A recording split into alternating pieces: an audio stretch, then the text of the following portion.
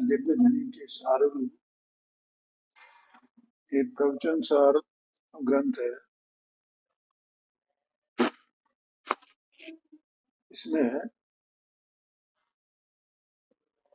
ज्ञेय तत्व प्रज्ञापन महाधिकार और इसके अंतर्गत जो ज्ञेय ज्ञान विभाग अधिकार है, उसमें जीव को भेद विज्ञान कैसे हो, ये मुख्यतः से इसमें चर्चा की गई। इस तीसरे अधिकार में 3 अधिकार है ना इस महाअधिकार में। एक ज्ञेय सामान्य अधिकार, ज्ञेय प्रज्ञापन सामान्य, ये सामान्य प्रज्ञापन अधिकार है। दूसरा है ज्ञेय विशेष प्रज्ञापन अधिकार, ज्ञेयों के विशेष बताए गए। और तीसरा है ये ज्ञेय ज्ञान विभाग। पहले में तो ज्ञेय का स्वरूप बताया, माने 6 द्रव्य, विश्व क्या है, द्रव्य क्या है, किस तरह रोगुण पर्यायात्मक है, ठीक है, किस प्रकार उत्पाद में द्रव्यात्मक सामान्य स्वरूप द्रव्य का वो बताया है। उसमें स्वरूप अस्तित्व और सादृश्य स्थिति से बताया गया। और उसके बाद फिर ज्ञेय विशेष अधिकार, तो ज्ञेय विशेष में क्या गया बताया गया कि 6 द्रव्य हैं और 6 द्रव्य में एक एक द्रव्य का क्या स्वरूप है, उनके किस किस प्रकार के परिणमन होते हैं, ये सब बताया। और क्यों वो परिणाम भी उनके विशेष है ना, गुण भी उनके विशेष है ना, तो वे विशेष गुण और उनके परिणमन ये सब बताए गए। और इसके पश्चात इसमें ज्ञेय ज्ञान विभाग अधिकार, ज्ञेय और ज्ञान, ज्ञान माने आत्मा, ज्ञेय और आत्मा का विभाग बताने वाला, भिन्नपना बताने वाला ये अधिकार।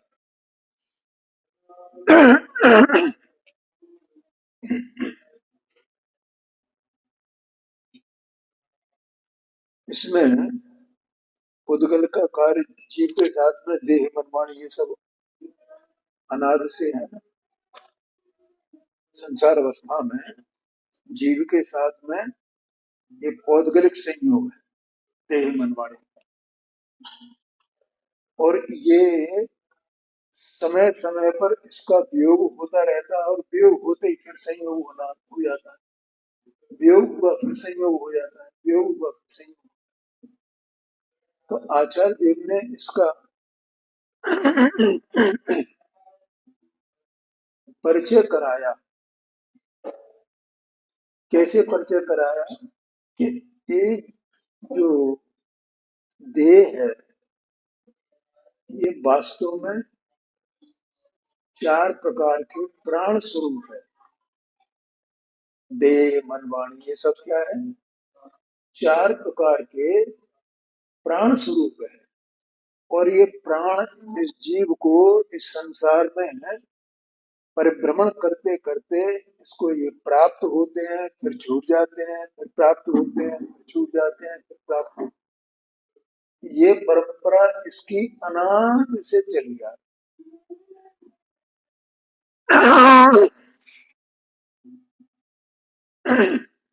और एक पौद्गलिक है, पुद्गलमयी, पुद्गल की रचना है। इसलिए ये जीव नहीं है, पहले ये बताया। पहले क्या बात बताई, ये जीव नहीं है क्योंकि ये पुद्गल के हैं।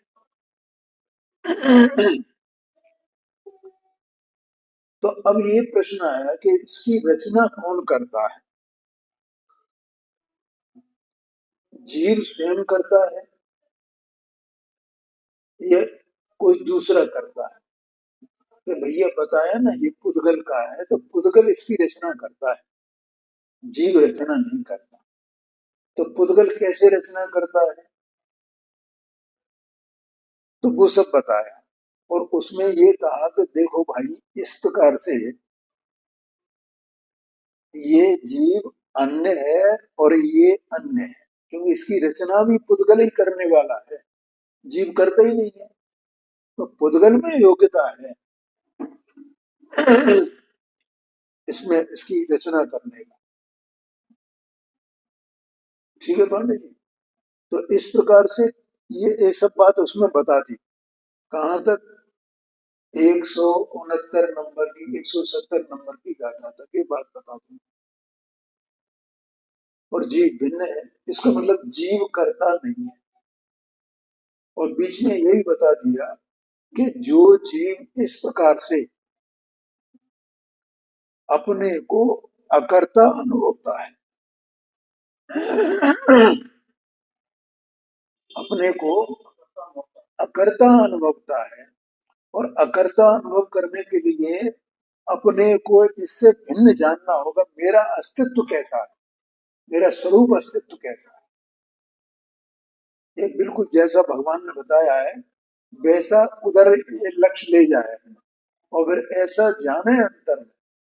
कल मैंने बताया था ना, जैसे हम बाहरी पदार्थों को जानते हैं तो हमारा उपयोग वहां जाता है तब जानते हैं, उपयोग जाए बिना कैसे जानेंगे। ऐसे ही अपना उपयोग अपनी आत्मा की ओर नहीं जाना जाए, उससे तन्मय नहीं हो तो आत्मा को कैसे जानेगा वो? बाहर के पदार्थों में तो तन्मय नहीं होता है ये, उसके केवल ये आकार रूप परिणमित होता है, लेकिन अंदर में जब देखेगा तो उससे तन्मय होकर के अपने स्वभाव के आकार रूप परिणमन करेगा ये। तब ये जाना है इसने, ऐसा कहा जाएगा। जानना है तो ऐसा अंतर्मुख हो करके, क्योंकि वो जानने वाली ज्ञान की पर्याय वो आत्मा ही है, आत्मा मैं ही है, वो कोई भिन्न नहीं है, कहीं और नहीं है। जो आत्मा है सो उपयोग है, जो उपयोग है सो आत्मा है, ऐसी तन्मयता है उनमें। तो वो उपयोग जब पलटता है अंदर में तो वो ये जानता है, जान जाता है अपने मैं ऐसा अकर्ता हूं। अकर्ता हूं मान मैं सब इस लोक का ज्ञाता तो हूं, लेकिन उसमें कुछ भी करने वाला, मैं इसको संभालने वाला नहीं, मैं इसकी कोई भी क्रिया जो परिणमन है उसमें कुछ उसमें व्यवधान करूं ऐसा नहीं, मैं कोई इसका साधक ऐसा भी नहीं। इसकी जितनी क्रिया चल रही है भैया, ये बिल्कुल मतलब ये जीव उसमें विकल्प कुछ भी कर ले कि मैं करता हूं मैं करता हूं मैं करता हूं, विकल्प कुछ विकल्प करने के लिए स्वतंत्र है ना, इसमें इसका कोई जोर थोड़ी है। तो विकल्प भरे ही करे हमने में, ऐसा मानता रहे, लेकिन इसमें करता क्या है ये, कुछ भी नहीं करता है। तो ऐसा कोई जीव पहचान करके एकदम इसके प्रति मध्यस्थ हो जा,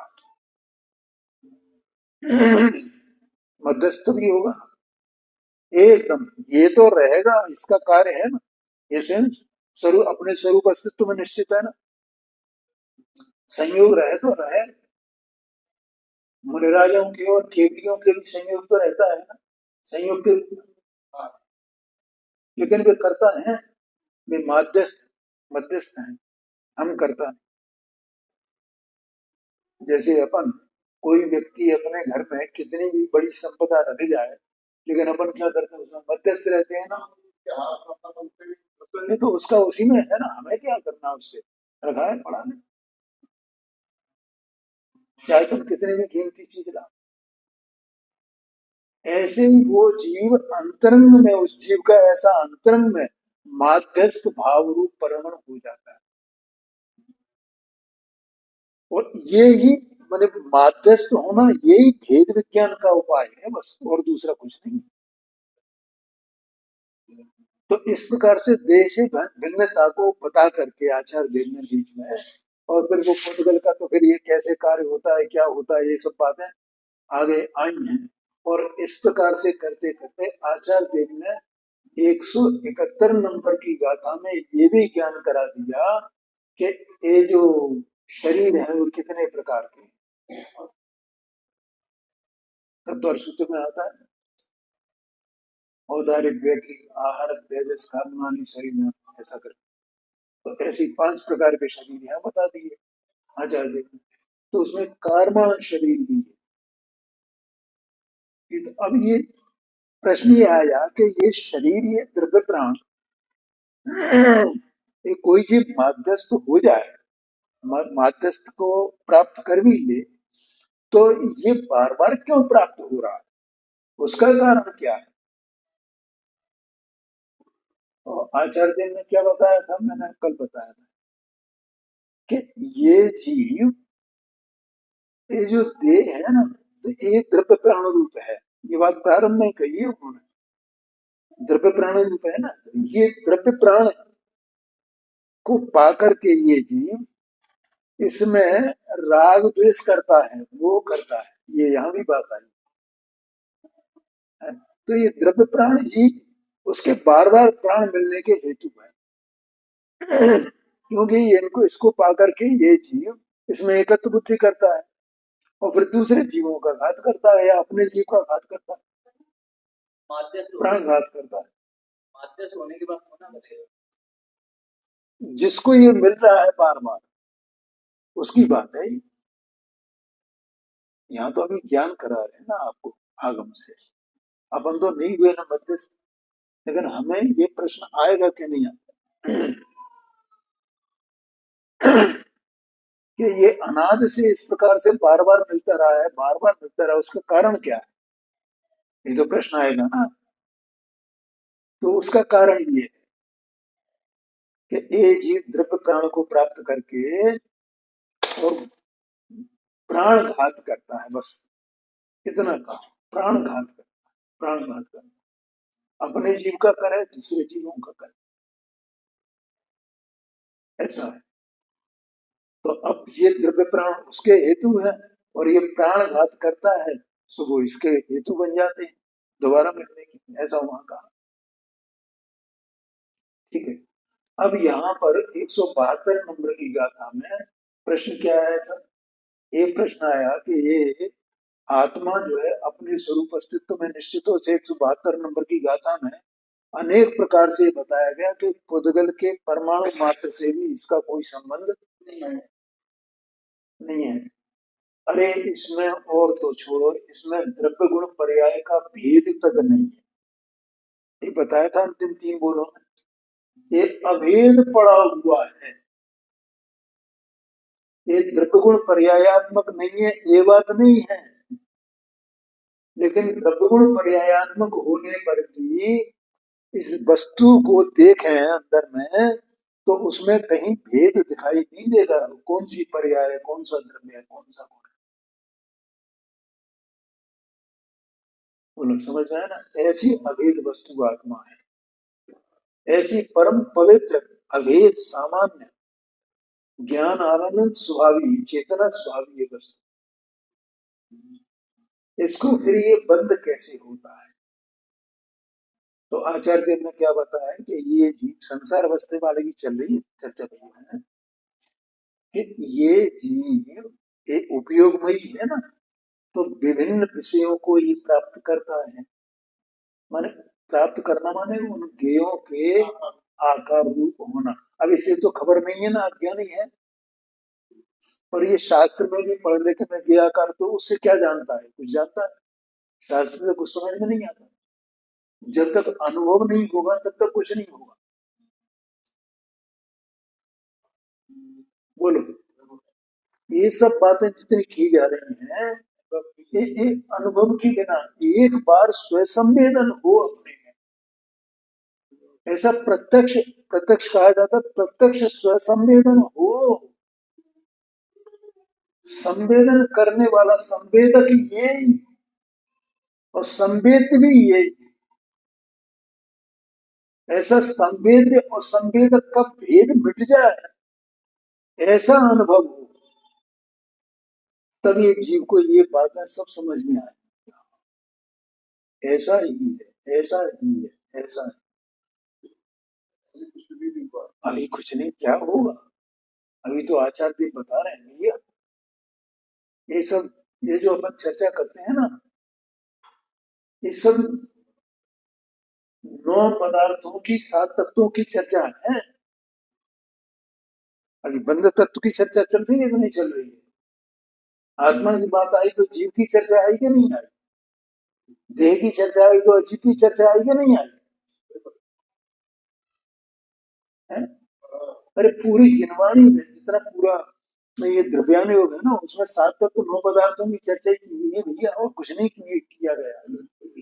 तो जब ये जीव को अंदर में ऐसा स्वयं संवेदन होता है, तब उसे ये ऐसा ही है, ये ऐसा ही है, ये ऐसा ही है, माने उसे 7 तत्व का श्रद्धान हो जाता है, 9 पदार्थों का श्रद्धान हो जाता है। कैसे होगा? इसलिए आचार्य देव ने बताया। तो ये जब प्राप्त करता है तो क्या करता है? उन पदार्थों में मोह करता है, राग करता है, द्वेष करता है। ख्याल में किसकी स्थिति है? मोह करता है, द्वेष करता है, राग करता है, मोह करता है, राग करता है, द्वेष करता है। अब ये वस्तु तो वास्तव में स्वभाव की दृष्टि से देखा जाए, अपने स्वरूप अस्तित्व की दृष्टि से देखा जाए, तो परम पवित्र वस्तु है ना? नहीं है? क्या कहा?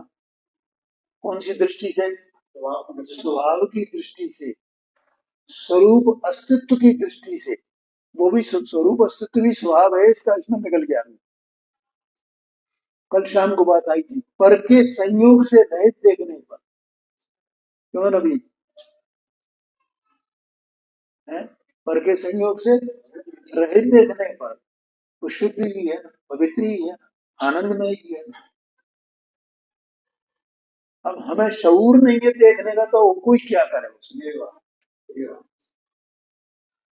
वो देखने पर ये जो मोह राग द्वेष जो होते हैं, वे इसके लिए द्वितीय है ना, दूसरे है ना, अन्य है ना। क्या ख्याल में है? अब ये उन्मय होता है, मोहमय होता, मोह को करता है ना। मोह माने मोह को करना कहो कि मोहमय होना। और उसका करता कौन है? यही करता है, इसलिए आचार्य देव ने इसमें शब्द दिया करता है, करता है, करता है। मोह करता है, राग करता है, द्वेष करता है। तो ऐसा ये मोह करता है, राग करता है, द्वेष करता है, तो ये उसके साथ में बंध गया ना, ये उसमें हो गया ना, ये मोह राग द्वेष। मोह राग द्वेष इसका स्वरूप तो है नहीं। बोलो बंद। तो इसको आचार्य देव ने नाम दिया, ये भावबंध है, और ये भावबंध रूप ये जीव अकेला ही है। क्या कहा? ये अकेला ही है, अकेला ही भावबंध रूप है, ये अकेला ही भावबंध रूप। और इसके भावबंध का निमित्त पा करके ख्याल में आया है, जो कर्म पुद्गल है, कर्म पुद्गल क्योंकि माने कर्मा बरगना वाला पुद्गल, वो कर्म पुद्गल कहा उसको। तो अनेक अनेक प्रकार की बरगना है ना, भाषा बरगना, मनो बरगना, आर बरगना, उसमें कर्म पुद्गल कहा। कौन सा पुद्गल? जो कर्माण बरगना। ठीक, वो क्या वो होता है उससे? मोह करता है, राग करता है, द्वेष करता है।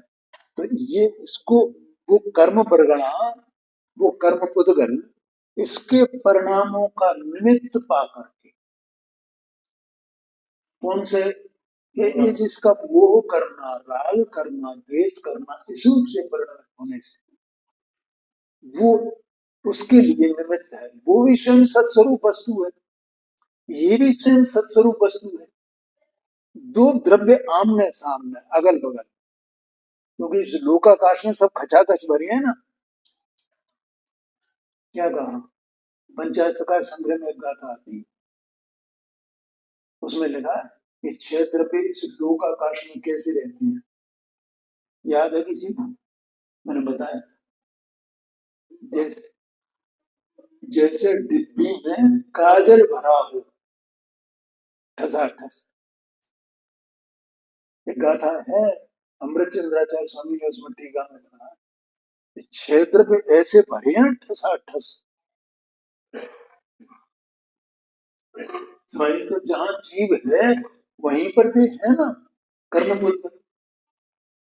तो वो अब वो उनका निमित्त पा करके वे कर्म बुद्ध क्या करते हैं कि वो उनमें उसके प्रदेशों में प्रवेश कर जाते हैं, परस्पर अवगाह रूप हो जाते हैं।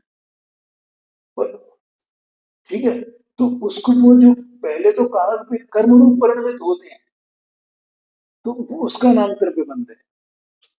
ये भाव बंध और ये द्रव्य बंध और ये कर्म रूप परिणमित होते हुए ये परस्पर अवगाह इनका हो जाता है, इसको कहा उभय बंध।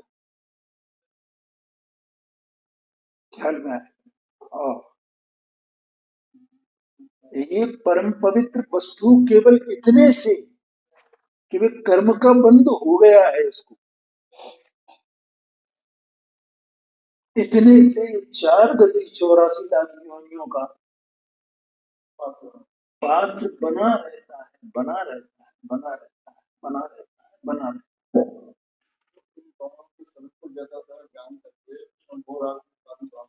हाँ, वो तो पहले बता दी है ना।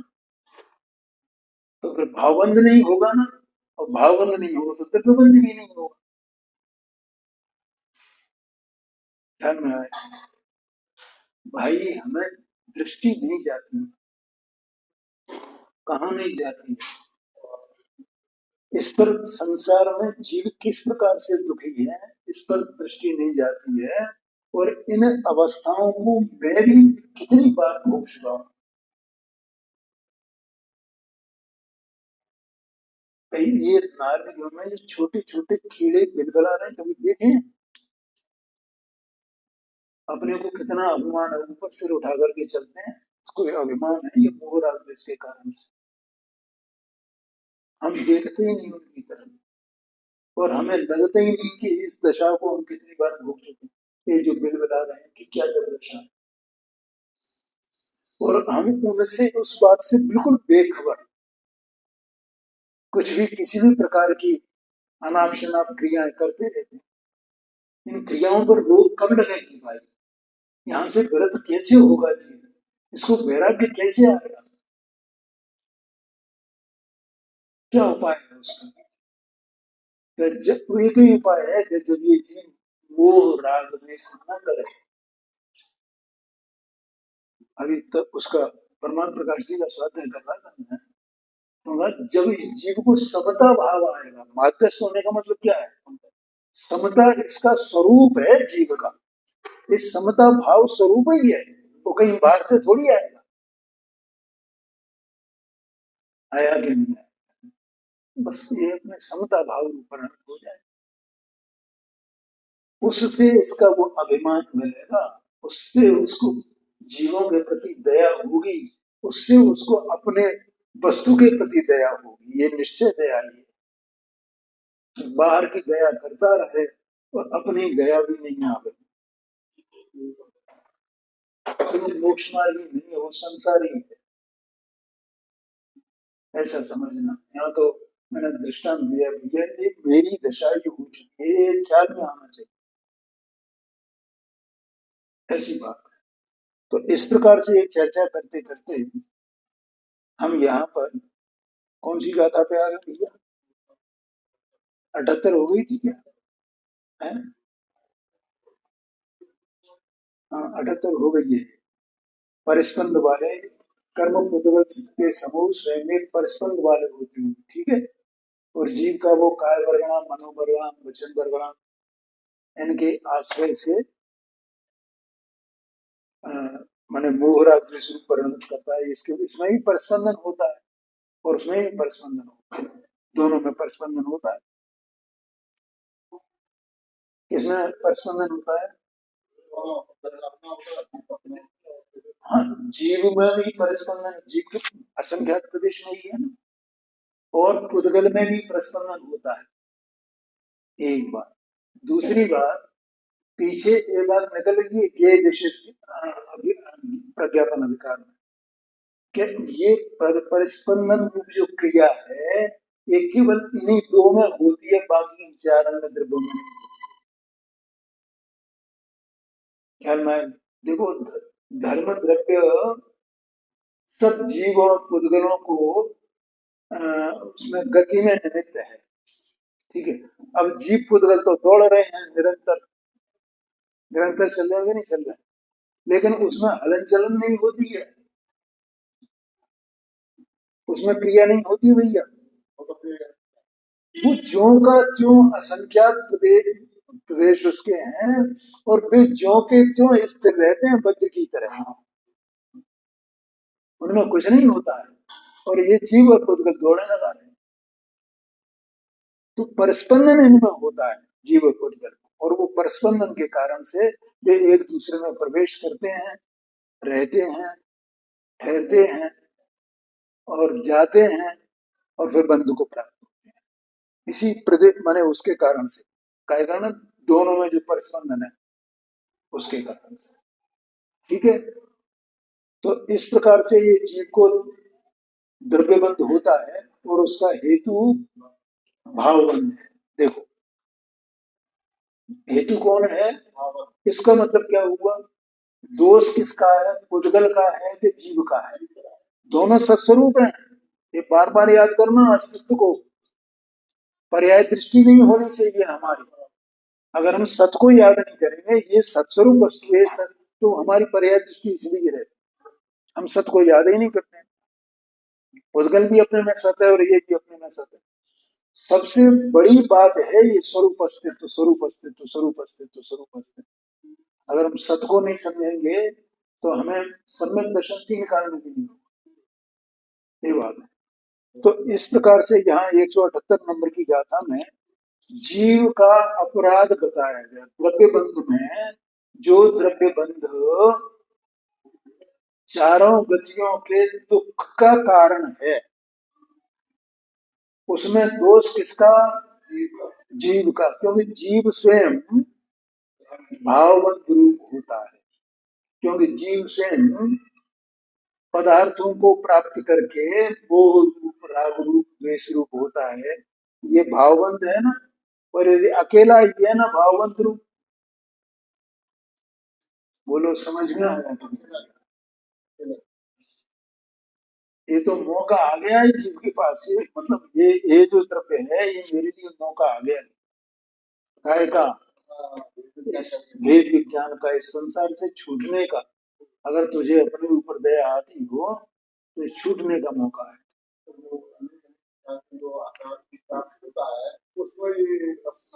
हाँ जी, हाँ, पदार्थों में, पदार्थों में इसको पता नहीं कहाँ क्या आकार हो रहा है क्या, ये तो बोले एकदम दौड़ रहा है ना उनमें, ये मैं न जानता हूँ, ये मैं जानता हूँ, ये मैं जानता हूँ। और तो और वो शास्त्र को जाने तो कहे मैं शास्त्र को जानता हूँ, मैं शास्त्र जानती हूँ, इतने शास्त्र पढ़ लिए ना, मुझे इतना ज्ञान हो गया, ये स्थिति है। अब देखो इसके बाद यहाँ पर 179 नंबर की गाथा आती है। अब अभी तक जितनी बात कही आचार्य देव ने, हालांकि आगे और भी कहेंगे बंध के बारे में, लेकिन यहाँ इतना जो कथन किया है उसको समेटते हैं, संक्षेपण करते हैं उसका। तो अपन इसको गाथा को पहले पढ़ते हैं, इसका पाठ करते हैं। रत्तो बंधधिकंभम मुच्चदिकं मे हि राग रहे दप्पा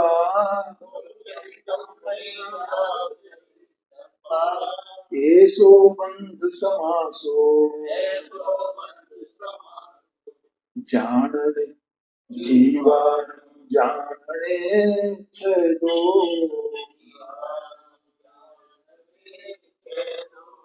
जीव रत बांधे कर्म राग रहित जीवन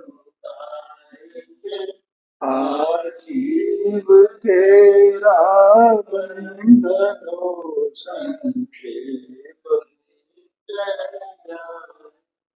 देखो 178 नंबर की गाथा में आचार्य देव ने ये कहा था कि एक भावबंध अर्थात जो जीव भावबंध रूप परिणमा है वो जीव ही भावबंध है ना। भावबंध कौन है? वो जीव ही भावबंध है। क्या कहा? तो ये भावबंध है, ये द्रव्यबंध का कारण है, हेतु है, निमित्त है। ठीक है, तो इसका अर्थ क्या हुआ? तो उसका अर्थ ये हुआ, देखो क्या कह रहे हैं अन्वयार्थ, रागी आत्मा कर्म बांधता है। यहाँ रागी से मोही देसी दोनों जो उसमें मिला लेना, रागी माने बस, क्योंकि राग को ये समझता है। राग और बीतराग ऐसा कहा जाता है।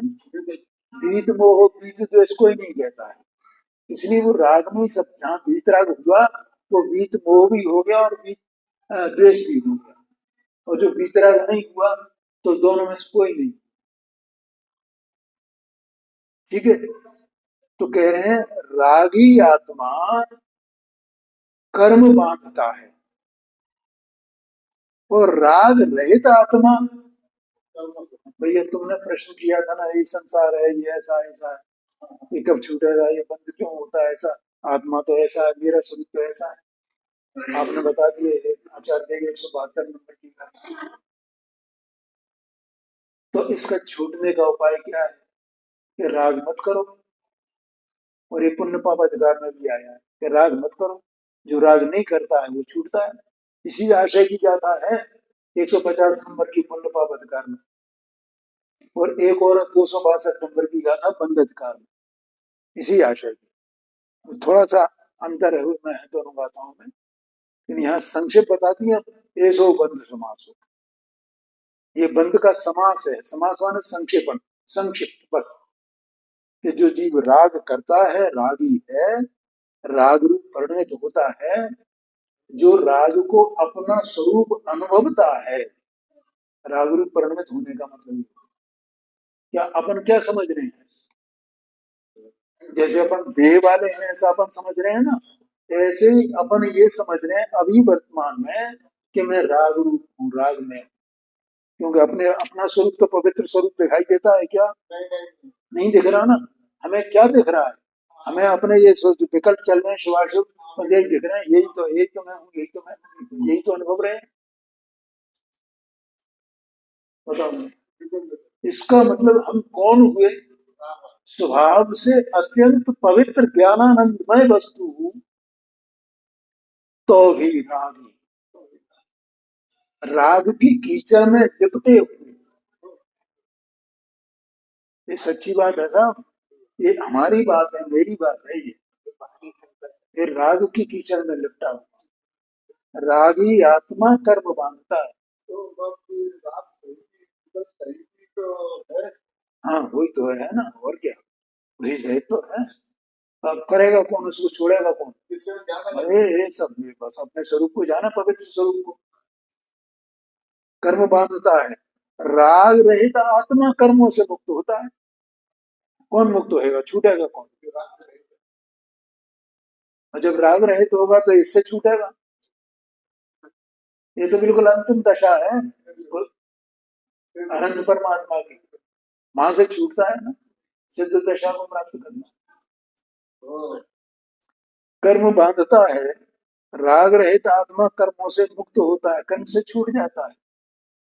और राग रहित होने का मतलब है राग को भिन्न जानना होगा। भावबंध रूप हो रहा है ना, ये भी पता है। तो भावबंध के स्वरूप को जाना, मोह राग के स्वरूप को जानो, और अपने स्वरूप को जानो, और अपने स्वरूप को जान करके अपने रूप में रहो, सब में मध्यस्थ हो, समभाव होए। अभी परमात्मा प्रकाश जी में लिखा था, उसमें मैंने गाथा पढ़ी थी कि जो जीव समभाव करता है वो सम्यक दर्शन ज्ञान चारित्र प्राप्त करता है। और समभाव कैसे होगा? समभाव माने पर पदार्थों में ये प्राप्त करके मोह करता है, राग करता है, द्वेष करता है। तो ये प्राप्त करे भले ही, माने उनको जाने भले ही, राग न करे। पर को जानना अलग बात है और राग करना अलग बात है। राग करना हेय है, पर को जानना हेय नहीं है। क्या कहा? कोई ये कहे भाई पर को जानना है, पर को जानना है नहीं भैया। वो तो आत्मा का स्वरूप है, तू आत्मा की तरफ देखना कि आत्मा ऐसा है कि नहीं, स्वतः प्रकाशक है। तो अभी तेरा स्वरूप है ना अंदर में, तो पर को जानने का निषेध थोड़ी है। स्वभाव की दृष्टि से पर को जानने का निषेध है, लेकिन पर को जानने की इच्छा करना उसका निषेध है। तो इच्छा करने का मतलब राग करना है। अरे तो राग करने का देता नहीं है और अगर निरंतर चलता है उसको राग को राग करने नहीं। इसलिए क्या करना होगा कि ये प्राण अलग है, ये कर्म अलग है, ये राग अलग है, उससे रहित मैं पवित्र वस्तु हूँ। ऐसी पवित्र वस्तु को अंतर्मुख होकर के जाना, थोड़ी देर पहले मैंने कहा था।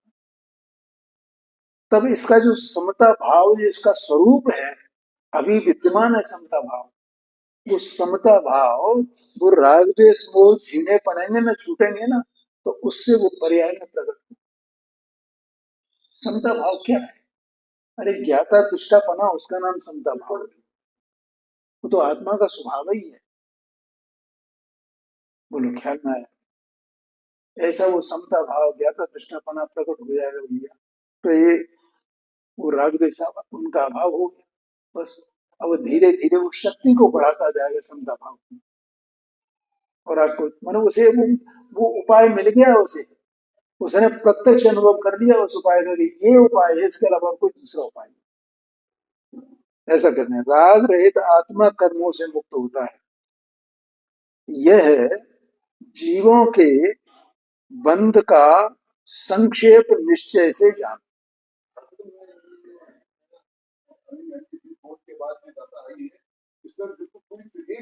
हाँ जी हाँ, बिल्कुल एकदम बस संक्षेपण कर दिया आचार्य जी के। ये हमने इतनी बातें कही 173 नंबर की गाथा से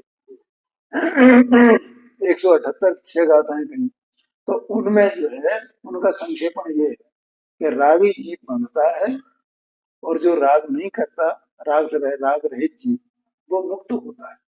और ऐसा भी नहीं है कि वो राग रहित एकदम हो जाए, ऐसा तो नहीं होगा भैया। वो राग धीरे ही धीरे कम होगा। ख्याल में? क्यों? इसलिए कि वो राग जो उत्पन्न करने वाले हैं ना, वे प्रकृतियां कर्म की इसको बंधी हुई है ना, मिथ्यात्व है इसको, वो है ना। तो पहले वो और जो अनंतानुबंधी राग, पहले वो छूटना चाहिए। और उस छूटने का उपाय यही है कि इसका उपयोग अपने स्वरूप को जाना है, अपने स्वरूप को समझे बार बार। मैं उपयोग रूप कैसा हूँ, मैं आत्मा कैसा हूँ, ये सब बातों को ये जीव का श्रद्धान कहा ना, ये ऐसा पूरा जाने बार बार आगम के अनुसार, जैसा आगम ने कहा है वैसा जानेंगे, प्रयत्न करें उसको समझने का।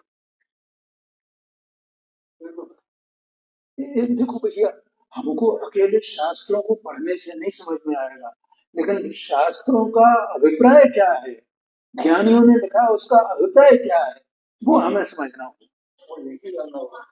हाँ जी, जीव का स्वरूप कहा ना, तो मैं अभी वो इसमें परमात्मा प्रकाश जी में बहुत ही जोरदार ग्रंथ है,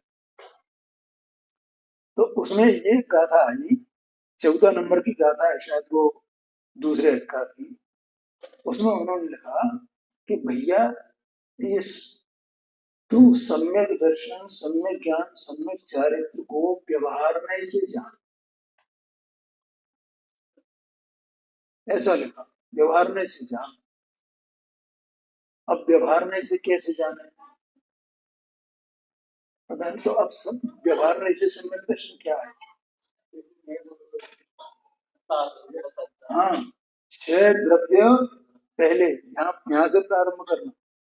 6 द्रव्य, 7 तत्व, 9 पदार्थ, 5 अस्तिका, इनके श्रद्धान को सम्यक दर्शन कहते हैं ना, व्यवहार सम्यक दर्शन कहते हैं। तो इसका मतलब तू इनके स्वरूप को जान। कितनी गंभीर बात है। तू इनके स्वरूप को जान। इनके स्वरूप को जानने से तुझे जीव, पुद्गल, धर्म, अधर्म, आकाश, काल, इन सबका ज्ञान होगा ना। इनकी प्रतीति करना, इनके स्वरूप की जैसा भगवान ने बताया है वैसा,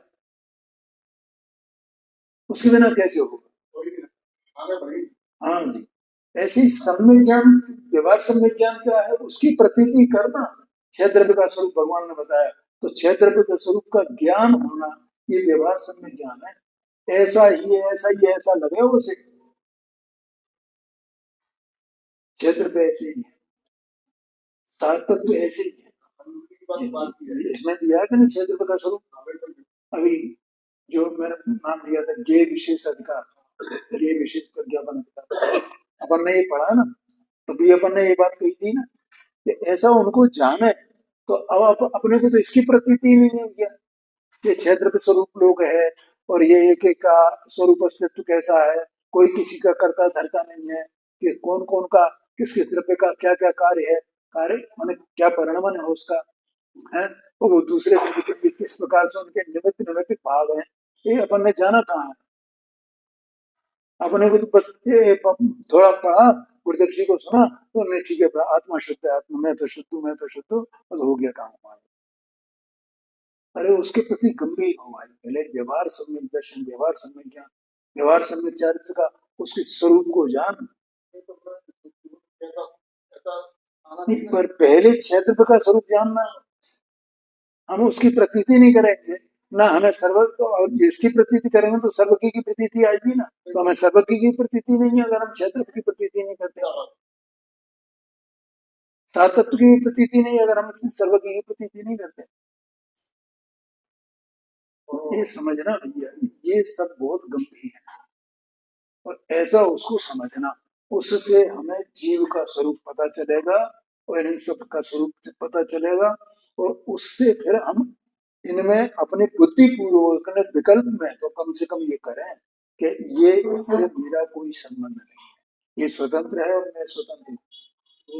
अकेले जीव का समझने की, हाँ नहीं नहीं नहीं समझ पाओगे, वो नहीं समझ पाएंगे अपन अकेले जीव का। अपने को भाई, अपन अपने को समझने कि मैंने तो मुझे जान लिया। अब मुझे देखो, ये निश्चय भाषी की बात आती है कि नहीं आती? बड़ी साथ में मोक्षमा प्रकाशक में वो प्रश्न भी उठाया है, 209, 210, 211, ये 3 पेज पढ़ लेना। वो कहे मुझे परकों को जानने की क्या जरूरत है साहब, ये क्षेत्र में उसी में आ गए कि नहीं आ गए? हमें पर की, हम तो आत्मा को जाने, परतत्व को जानने से तो बंद होता है। वो निश्चय वासी है। अरे भाई, वाह भाई वाह, मैं तो आत्मा को जाने, मैं तो आत्मा को ही जाने, मुझे क्या करना है पर को जानने से? जबकि आत्मा का स्वगत प्रकाशक स्वभाव है, और पर को नहीं जाने तो पर से भिन्न अपने को कैसे जानेगा?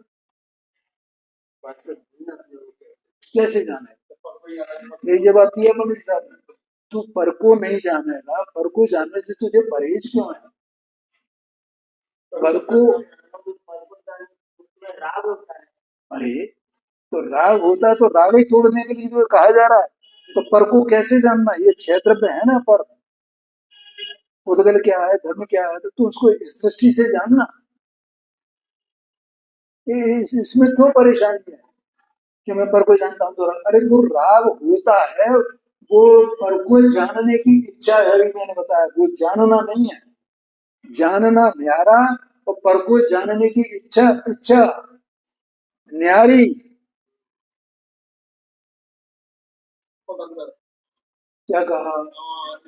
अब इसका अंतर कर नहीं पाता कि और इसको विकल्प चल रहे हैं, विकल्प माने इच्छा, और विकल्प को जानना मानता है, तो जानने को विकल्प मिला दिया ना। विकल्प को जानना मानता है, राग को जानना मानता है, इसे अपनी खबर ही नहीं है कि जानना है क्या। क्या कहा। अगर मैं सबसे उपयोग हटाकर अपने स्वभाव में लगाओ, हाँ जी, तो ये समस्याएं है जी। कौन सी समस्या।